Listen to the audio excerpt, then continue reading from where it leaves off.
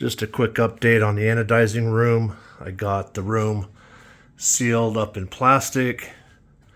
Got the walls sealed up. It flows good. It pressurizes really good. And when I walk outside and feel the air coming out, it's quite significant. So that's what I wanted. Had to bring my welder in here to finish welding the bench because I had to push it through the window to get it in here because I couldn't get it in the house and down the stairs. This is coming along. I need to do a sand down on this to level it off. Got some imperfections. These are all over the table, so I need to try to address those. I got in a little over my head with this. I probably, looking back, should have just varnished it and not gotten that two-part epoxy resin. It is pretty hard. I mean, it looks, when you're not looking at the imperfections, it doesn't look bad. And then that piece of wood there is going to get varnished, and it's going to back up along there. So just got some of my tools and stuff in here. And then this is the anodizing bench that I welded up. And these are going to be dye tanks. I'm not exactly sure how this is all going to go quite yet, but it's going to go some way. So we got the power supply right there. Found a nice hood at the builder supply or builder supply recycle or whatever you want to call it. And it's got a pretty beefy fan in there, lots of flow, and got extra lights, which is good. Got a timer for the anodizing tank. Magnets aren't really strong on this, so I noticed they were a little stronger on this, so I put that on there. It's got a little more stick. I'm going to have timers like that for all of my anodizing tanks.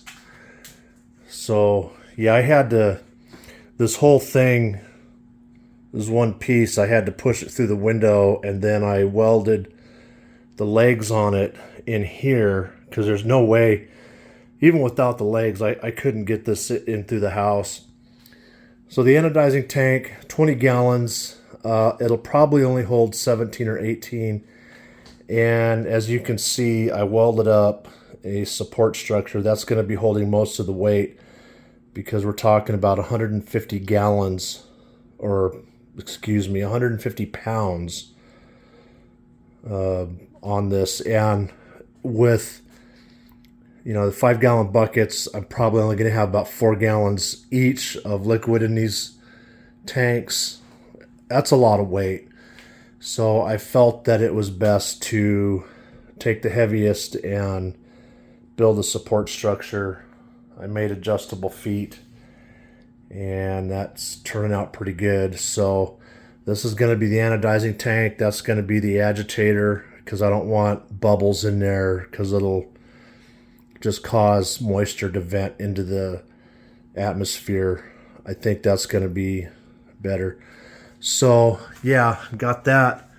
The let me see here. I got these temp controllers, which are going to, each bucket is going to have one that's going to mount under here. And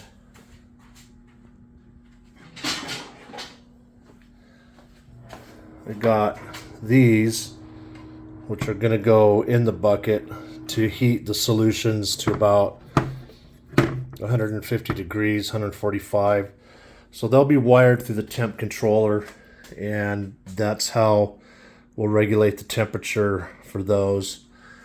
And I put plastic, which is glued to the concrete wall there behind the anodizing tank, because I just don't want the concrete to absorb any bad juju.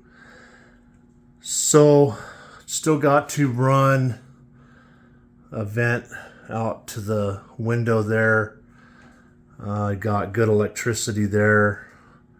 I'm not sure how all this is going to wire up yet, so I'm just giving, you know, a minor update. So that's what we're doing, but that's what it's looking like right now. That's the anodizing station in a nutshell. Over here, I'm going to be bringing down the ultrasonic cleaner. I'm going to have that mounted over here somewhere, and that will be for cleaning and degreasing. One of these buckets, I think, will be a dedicated desmutting bucket for certain types of, so there's my little cat. What you doing? Oh, what you doing?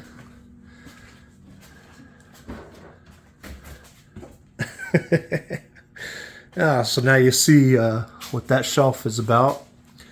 But anyway, yeah, so these buckets are all going to be different colored dyes. I was going to add a shelf down there.